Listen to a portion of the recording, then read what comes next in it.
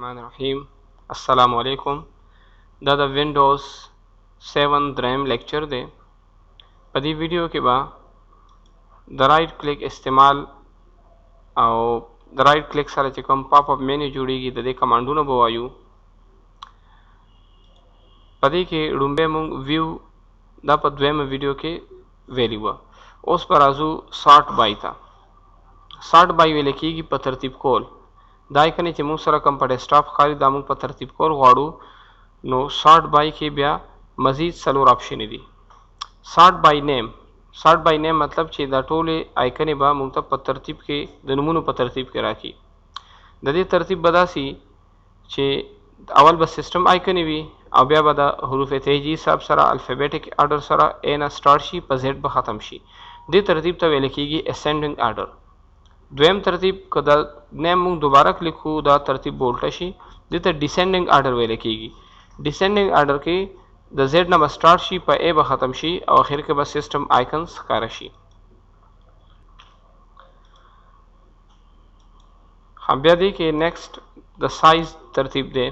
سارټ بای سایز مطلب دا چې دی به ول هغه فایلز ښیي. خو دا اوس موږ سره ډیسینډنګ آرډر دی نو اول به دی موږ ته د زیات بایټس والا فایل ښیي. دی کې 241 میگا بایټ فایل دی او داسې به راځي اخر کې موږ ته ټولو کې کم سایز والا فایل ښیي. د دې نه پس په سیسټم آیکنز ښیي. نو دا ډیسینډنګ آرډر شو. د دې اسینډنګ آرډر به څنګه چې دا سایز موږ دوباره کلیک کړو نو بیا به اسینډنګ آرډر کې شي. اول به هغه فایلز ښیي چې کم حروف والی کم بایټس والی او ټولو اخر کې هغه فایلز ښیي چې کم کې زیات بایټس وي. بیا د دریم ترتیب آیټم ټایپ. آیټم ټایپ مطلب چې د یو قسم پروګرامونه فایلز وغیرہ فولډر وي هغه به یو ځای ښیي. لکه دا ویډیو فایلز دي دا یو ځای ښیي. دا فولډرز دي نو د دې بل یو ګروپ شکل یې جوړ کړو. نو داسې دې ته ویل کېږي سارټ بای آیټم ټایپس. نو دې کې هم اسینډنګ ډیسینډنګ کېدی شي. دا اوس اسینډنګ آرډر دی که دوباره پریس کړو دا به ډیسینډنګ آرډر ته کنورټ. بیا دی نیکسټ ډیټ موډیفاید. ډیټ موډیفاید مطلب چې په کوم تاریخ باندې دا فایلونه چینج شوي وي. د هر یو فایل یا فولډر درې قسمه تاریخونه موږ ته ښکاري. کله چې موږ په یو فایل کلیک کړو رائټ بټن به پې کلیک کړو بیا پراپرټیز ته لاړ شو دلته کې موږ سره د یو فایل درې تاریخونه وي. کریټډ ډیټ چې په کم تاریخ په کم ټایم فایل جوړ شوی وي. موډیفاید چې په کم ډیټ په کم ټایم پکې تبدیلی شوی وي. ایکسسډ اخیری چې کله دا فایل کولاو شوی نو هغه ډیټ او ټایم موږ ته ښیي. او دلته کې سارټ بای ډیټ موډیفاید مطلب چې په دې کې اخیری تبدیلی کله شوي هغه ترتیب سره ښیي. نو دې کې دا اوس هغه فایل دی چې ټولو کې اخر کې بدل شوی دی او بیا ورپسې کم زاړه فایل دي. دا ډیسینډنګ آرډر دی. که دا بیا موږ دوباره پریس کړو نو ډیټ موډیفاید دا به اسینډنګ آرډر کې شي. یعنی ټولو کې لومبی دا فایل سر کې سیسټم آیکنز دي دا به ټولو کې ټاپ کې ښیي. نو دې کې لومبی هغه فایل ښیي چې کم مخکې چینج شوی او بیا به آخر کې هغه ښیي چې کم لاست کې چینج شوی. نو دې درې واړو ته څلور واړو ته سارټ بای ویل کېږي. بیا موږ سره په دې پاپ اپ مینیو کې ریفریش راځي. کله کله یو تبدیلی موږ وکړو لیکن په سکرین موږ ته ښکاره نه شي نو ریفریش سره هغه تبدیلی موږ ته ښکاره شي. بیا د کاپي پیسټ. که د یو فایل نه موږ کاپي وباسو نو رائټ بټن به پې کلیک کړو دې ته به کاپي ورکړو یا کټ کول غواړو. نو کټ او کاپي کې دا فرق دی چې کاپي سره یو آیکن یا یو فایل په خپل ځای پاتې شي او پیسټ باندې د هغې نه ډوپلیکیټ جوړیږي. او کټ په وجه باندې یو آیکن یا فایل دلته نه ډیلیټ شي او په پیسټ په ذریعه باندې بل ځای ته راشي. نو د دې شارټکټ ته کنټرول ایکس او د کاپي شارټکټ ته کنټرول سی. دا مونږ کاپي کړو که دا زموږ د دې بله کاپي په کار ای دې ځای کې یا بل فولډر کې نو پیسټ په کلیک کړو او یا به کنټرول وي د دې شارټکټ کی ورکړو.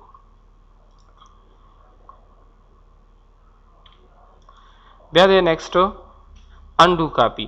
کله کله یو کار مونږ وکړو واپس کولی غواړو نو انډو کمانډ په ډیسکټاپ هم استعمالیږي. انډو کاپي باندې به هغه شی ختم شي که مونږ پیسټ کړی وي. دغسې بیا د نیو په ذریعه باندې مونږ فایلز او فولډر جوړولی شو. فایلز دا ټول هغه پروګرامونه دي چې مونږ سره کمپیوټر کې انسټال نو مونږ د دې فایلز جوړولی شو. مثلا یو ټیکسټ فایل جوړو په ټیکسټ په کلیک کړو او یو فایل جوړو د فایل نوم ورته ورکړو انټر به ورکړو دا مونږ سره فایل جوړ شو. دا درې ټکي سره ایکسټنشن دي. دې درې ټکو یا څلور یا پنځه ټکو ته ایکسټنشن ویل کېږي. ایکسټنشن ورسره خپله رالل. دغسې که مونږ غواړو چې فولډر جوړ کړو نو نیو په ذریعه باندې مونږ فولډر هم جوړولی شو. فولډر مونږه مختلف ټایپ فایل بیلولو ته استعمالو. لکه مونږ دلته یو گیمز فولډر جوړو، مطلب چې مونږ سره څومره گیمز یا به مونږ دې کې کېدو یا پکچر دپاره یا آډیو ویډیو دپاره جوړو، نو دا فولډر دې پرپز ته جوړېږي چې دی دا فایل د یو بل نه بیل ساتي. دا پکچر دپاره جوړ شو. بیا نیکسټ دی شارټکټ. شارټکټ دپاره به مونږ شارټکټ کلیک کوو. د شارټکټ دوه میتډز دي، یو دلته نه مونږ جوړو او یو د کمپیوټر نه هم جوړو. په دې کې د لوکیشن غواړي چې تاسو د کوم سیز شارټکټ جوړول غواړئ، نو براوز په ذریعه باندې مونږ خپل کمپیوټر کولاو کوو. کمپیوټر کې مونږ سره مختلف سیزونه دي. کمپیوټر کې دننه ډرایوز په کمپیوټر کې پراته دي، دغسې نیټورک دی، داسې نور ډفرنټ فولډرز دي. نو مونږ د کمپیوټر کې دننه د هارد ډیسک ډرایوز نه یا سی ډي روم ډرایوز یا یو اس بي نه شارټکټ جوړول غواړو، نو که د ډایرکټ د ډرایو شارټکټ جوړو هم جوړولی شو. که مونږ غواړو چې د ای شارټکټ دی جوړ شي، په دې به کلیک کړو، بیا به اوکې ورکړو، نیکسټ به ورکړو، فینش به ورکړو، نو مونږ سره ډایرکټ د ای شارټکټ رالو. دا نیو والیوم ای لیکلی دی، دا چې مونږ ډبل کلیک کړو ډایرکټ مونږ د ای والیوم ته بوځي. او که مونږ غواړو چې د یو فولډر یا پروګرام شارټکټ ته لاړ شي، نو بیا به شارټکټ ته لاړ شو، براوز به کلیک کړو، دې نه پس سی ته لاړو. په سی کې دننه یو فولډر دی، د هغې شارټکټ جوړو. دا فولډر به کلیک کړو، اوکې به ورکړو، یا که دې کې دننه فایل وي نو د فایل شارټکټ هم جوړولی شو. فایل به ورته ولیکو یا بل ته نه سلیکټ کړو. اوس موږ د فولډر شارټکټ جوړو، نیکسټ به ورکړو، فینش به ورکړو، د فولډر شارټکټ به جوړ شي. بیا دې پسې بل کمانډ دی سکرین ریزولوشن. سکرین ریزولوشن سره د سکرین کم پلنوالی دی هغه چینج کیږي. نارمل ریزولوشن چې مونږ کم زیات استعمالو هغه 1024/768 دی. د دې مطلب دا چې په سکرین کې چې کوم ډاټس جوړیږي، کومې نقطې جوړیږي، هغه 1024 هاریزنټلی دي، 768 ورټیکلی دي. دا دواړه چې مونږ ضرب کو نو څومره نقطې مونږ سره راځي، نو هغه د تصویر یا د په سکرین چې کوم سیز وي د هغې ریزولوشن وي. کله مونږ ته ریزولوشن زیات پکار دلته نه زیاتولی شو، لیکن بعضې منیټرو کې د ریزولوشن زیاتولو سره ډسپلی خراب شي، ډسپلی بند شي.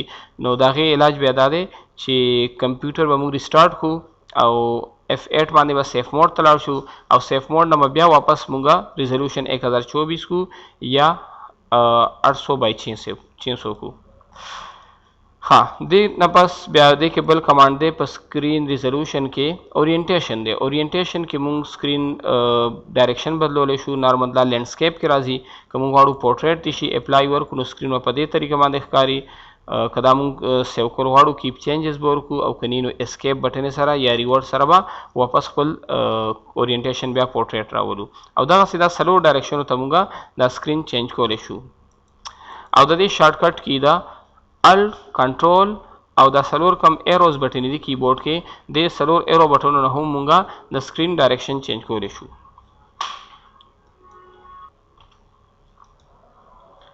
بیا دې کې دی ګیجټس.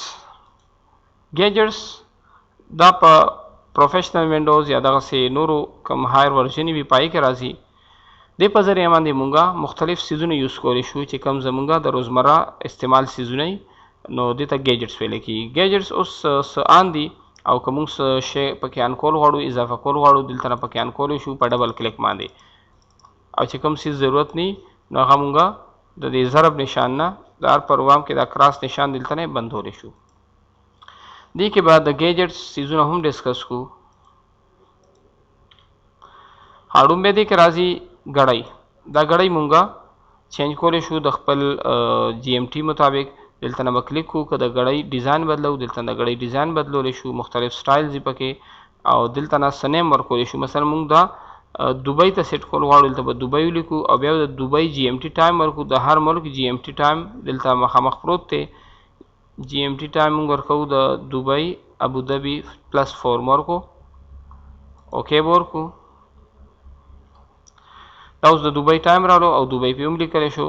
دغسې نیکسټ که مونږ غواړو چې د ګیم دی دغه کې چینجز وکړو، نو دلته نه مونږه ډفرنټ ګیمونه دې کې اچولی شو. دا پزل ګیمز دي، اوکې به ورکړو، نو په دې باندې ګیم وغیره هم داسې کیدی شي. دا پزل ګیم. بیا نیکسټ دا نیوز لپاره استعمالېږي. ته ویو هیډنګز وایي، په دې کې د مایکروسافټ او د امریکا نیوز راځي، لیکن نن سبا مایکروسافټ والا دا بند کړی دی. دغسې په دې کې به مخکې ویدر راتلو دا هم بند شوی دی، او کرنسي دپاره دا دی. دغسې ډیسکټاپ بیک ګراوند بدلولو لپاره دا استعمالیږي.